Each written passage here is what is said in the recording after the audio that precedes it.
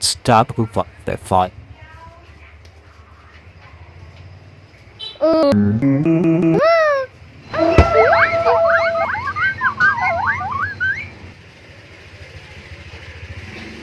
Vâng vâng.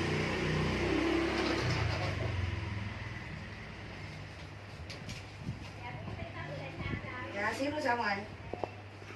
Có cái cửa nhà mới đẹp rồi đó.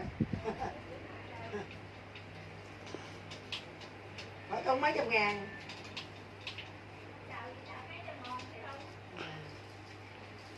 Trời mà kiểu đánh không làm đâu, khó khăn lắm. Kêu phải kêu nhiều số lượng lớn mới làm.